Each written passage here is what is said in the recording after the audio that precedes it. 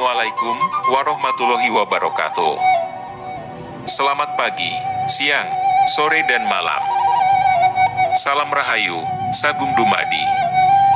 Salam Trisula Weda. Sampurasun. Terima kasih teman-teman yang masih tetap setia di Indigo Online TV.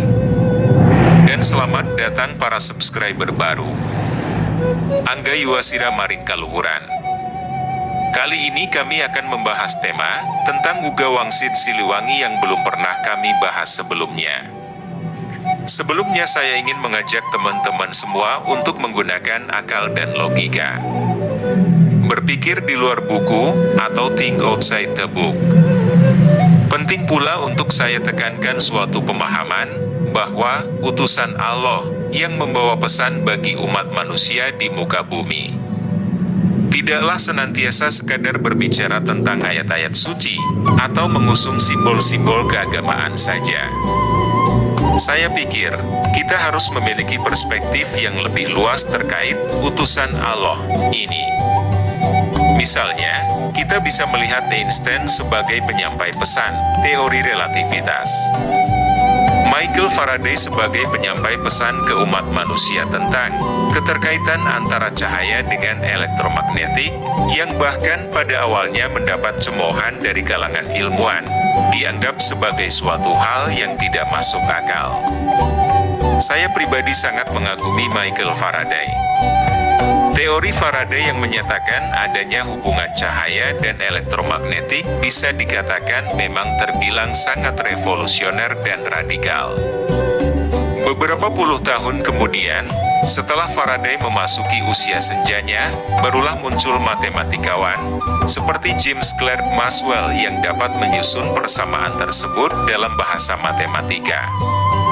Pencapaian Maxwell terkait perumusan teori klasik tentang radiasi elektromagnetik yang jelas merujuk pada teori yang sebelumnya telah disampaikan Faraday, dianggap sebagai salah satu prestasi yang paling menonjol sepanjang karirnya. Karena melalui perumusan tersebut, untuk pertama kalinya kelistrikan, kemagnetan, dan cahaya disatukan sebagai suatu manifestasi berbeda dari fenomena yang sama. Persamaan Maxwell untuk elektromagnetisme ini disebut sebagai penyatuan besar kedua dalam fisika, setelah yang pertama direalisasikan oleh Isaac Newton. Poin penting yang ingin saya sampaikan di sini adalah bahwa orang-orang yang ditakdirkan dalam hidupnya sebagai tokoh besar dalam sejarah umat manusia, yang menghasilkan karya luar biasa dan sangat bermanfaat bagi peradaban, dalam hal tertentu, bisa kita lihat sebagai utusan Allah di muka bumi. Bahkan, jika merujuk pada pemahaman ayat kauniyah, yaitu bahwa alam semesta dan segala yang ada di dalamnya adalah merupakan ayat-ayat Allah, maka para ilmuwan penemu pun pada dasarnya dapat kita pahami sebagai penyampai pesan ayat-ayat Allah. Sejak masa Adam hingga ribuan tahun selanjutnya, ada sangat banyak utusan Allah yang hadir di muka bumi. Sebagian diantaranya dikabarkan dalam kitab-kitab suci, sebagian lainnya hanya disyaratkan, bahkan ada juga yang tidak diberitakan sama sekali. Membedah isi dan rendering Uga Wangsit Prabu Siliwangi. Selama ini, beberapa kalangan menyebut Wangsit Prabu Siliwangi sebagai suatu bentuk ramalan. Tapi saya pikir orang yang menganggap demikian, sesungguhnya, pada dasarnya tidak mengetahui apa yang sedang ia bicarakan. Kenyataannya, beberapa poin yang disebutkan dalam Wangsit Prabu Siliwangi, dapatkan dikatakan merupakan suatu bentuk pernyataan simbolis suatu penglihatan yang diekspresikannya dalam bentuk metafora, agar makna sebenarnya tidak mudah dipahami. Karenanya, wangsit tersebut dapat kita sebut sebagai suatu ekspresi esoterik. Berikut ini beberapa poin dalam Wangsit Prabu Siliwangi yang ingin saya ungkap dalam kesempatan ini. 1. Lalu berdiri lagi penguasa yang berasal dari orang biasa. Tapi memang keturunan penguasa atau raja dahulu kala dan ibunya adalah seorang putri Pulau Dewata. Karena jelas keturunan penguasa baru susah dianiaya. Semenjak itu berganti lagi zaman. Ganti zaman, ganti cerita. Kapan? Tidak lama, setelah bulan muncul di siang hari, disusul oleh lewatnya komet yang terang benderang. Di bekas negara kita, berdiri lagi sebuah negara. Negara di dalam negara dan pemimpinnya bukan keturunan Pajajaran. Bunyi kalimat di atas tidak perlu diragukan lagi memang merujuk pada sosok Soekarno. Kalimat lanjutannya, lalu akan ada penguasa, tapi penguasa yang mendirikan benteng yang tidak boleh dibuka.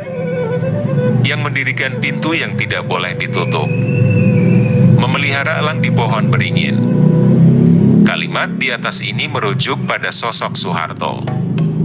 Yang menarik, dalam kalimat ini, saya melihat Prabu Siliwangi berhasil mengekspresikan penglihatannya terhadap masa pemerintahan Soeharto dalam bentuk kalimat metafora yang sungguh sangat berkelas. Berikut ini renderingnya.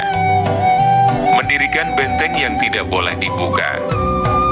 Benteng yang dimaksud dalam kalimat ini adalah UUD 1945 yang selama ini kita pahami sebagai Benteng NKRI. Kalimat tidak boleh dibuka merujuk pada makna tidak boleh diutak-atik lagi atau tidak boleh diamandemen, diubah. Yang mendirikan pintu yang tidak boleh ditutup. Pintu yang dimaksud dalam kalimat ini adalah Pancasila sebagai pintu demokrasi yang tidak boleh ditutup. Memelihara elang di pohon beringin, yang dimaksud elang dalam kalimat ini adalah burung elang Garuda, simbol negara Indonesia. Sementara itu, pohon beringin merujuk pada Partai Golkar yang kita ketahui berlogo pohon beringin. Sebagaimana kita ketahui, di masa pemerintahan Presiden Soeharto, Golkar menjadi partai terkuat sebagai partai pemerintah. Jadi, kalimat memelihara elang di pohon beringin dapat kita maknai merupakan upaya Soeharto memelihara Indonesia yang bersimbolkan burung elang Garuda dengan menggunakan partainya, Golkar, yang berlogokan pohon beringin. Sebenarnya, ada banyak kalimat-kalimat dalam wangsit Prabu Siliwangi yang menunjukkan jika itu bukanlah suatu ramalan, prediksi, tapi merupakan suatu penglihatan spiritual tentang peristiwa yang akan terjadi di masa mendatang setelah masanya. Secara logika dan simpel kita dapat mengkategorikan dengan kalimat Lauhul Mahfuz dan internet.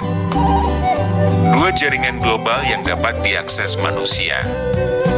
Perbedaannya jelas sekali terletak pada informasi yang terdapat di dalamnya. Lauhul Mahfuz berisi tentang alam semesta, dari penciptaan sampai isi alam semesta itu sendiri, dan diakhiri dengan kehancuran alam semesta tersebut, yang hanya diketahui oleh orang-orang terpilihnya. Mulai dari para nabi-nabi dan para rasul-rasul ataupun para wali-wali Allah, yang artinya juga wakil atau utusan Tuhan di dunia. Juga para syolihin, yaitu orang-orang yang terpilih dan dipilih oleh Tuhan sendiri.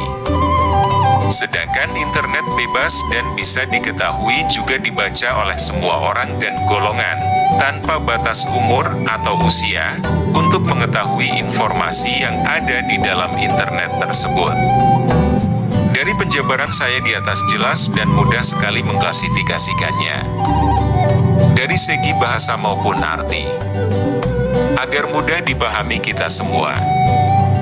Bahwa sejak masa kuno, Lauhul Mahfuz, atau yang kadang disebut juga Akashic Records, telah diketahui sebagai medium penyimpanan segala sesuatu yang terjadi di alam semesta. Meskipun telah diketahui sejak masa kuno dan zaman para leluhur Nusantara. Juga pada masa kerajaan-kerajaan dahulu kala. Namun, hanya sedikit saja orang khusus yang mampu mengakses secara signifikan data yang tersimpan di server alam semesta ini. Saya tegaskan, secara signifikan, oleh karena pada kenyataannya Setiap manusia yang masih hidup dapat mengakses dan terhubung satu sama lain melalui jaringan Lauh Mahfuz ini. Analoginya persis sama dengan jaringan internet yang ada pada saat ini. Mudah sekali bukan kita mengaksesnya untuk mencari tahu apa yang belum kita ketahui, tanpa harus bertanya pada seseorang yang berilmu atau guru. Namun demikian, dari sejak masa kuno memang hanya sangat sedikit saja orang yang memiliki pemahaman tentang adanya Lauh Mahfuz sebagai jaringan yang menghubungkan seluruh manusia di muka bumi. Orang-orang khusus tersebut merahasiakan dan mengembangkan kemampuannya mengakses Lauh Mahfuz untuk digunakan di kalangan mereka yang sangat terbatas.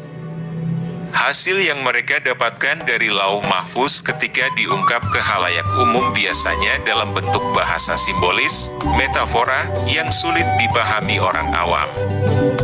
Mengenai gaya bahasa metafora yang digunakan oleh leluhur kita di masa kuno untuk mengungkap suatu wahyu, ilham dan penglihatan tentang masa depan, visi ilahiyah, juga peristiwa dan figur yang dianggap sangat sakral dan sifatnya suci, yaitu metafora, kebingungan yang direncanakan dalam bahasa manusia.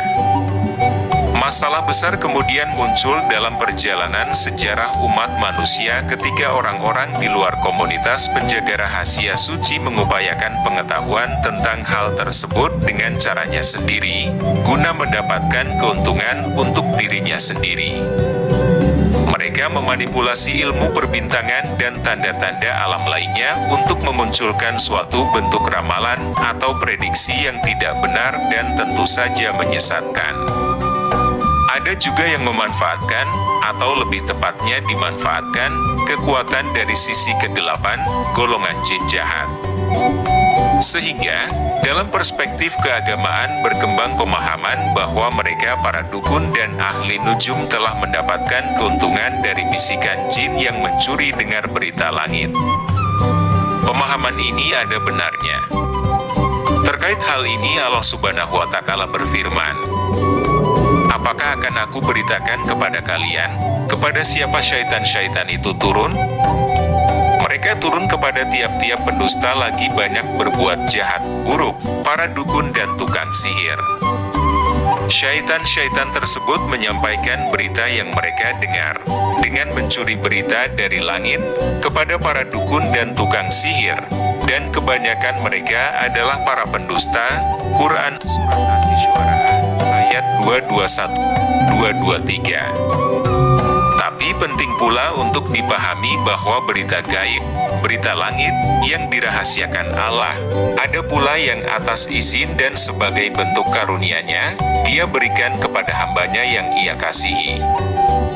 Lebih lanjut, perlu pula dipahami, hamba-hamba yang Ia kasihi dan Ia rahmati, rahimahullah, bukan hanya orang-orang dari golongan pengikut Nabi Muhammad, tapi juga pengikut Nabi Isa dan nabi-nabi lainnya.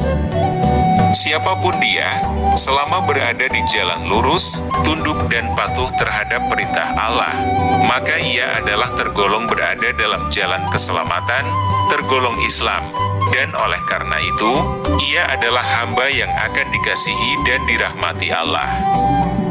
Orang-orang yang dirahmati Allah ini biasanya akan dilimpahkan kepadanya suatu karunia. Salah satunya adalah berita gaib tentang suatu kejadian di masa depan. Allah berfirman dalam Al-Quran Surat Al-Jin ayat 26-27, yang artinya, Dia mengetahui yang gaib, tetapi Dia tidak memperlihatkan kepada siapapun tentang yang gaib itu, kecuali kepada Rasul, utusan-utusan, yang diridahinya, maka sesungguhnya Dia mengadakan penjaga-penjaga, malaikat, di depan dan belakang. Sekian untuk sementara. Insya Allah dalam video berikutnya, akan saya lanjutkan pembahasan ini. Angga Yuwasira Maring Kaluhuran. Kebenaran selalu hanya satu. Tapi tak cukup satu jalan dalam mencari kebenaran. Cukup sekian video saya kali ini, semoga bermanfaat dan menambah pengetahuan kita semua. Amin. Saya pamit mohon diri. Assalamualaikum warahmatullahi wabarakatuh. Selamat pagi, siang, sore dan malam. Salam Rahayu, Sagung, Dumadi. Salam Trisula Weda. Sampurasun.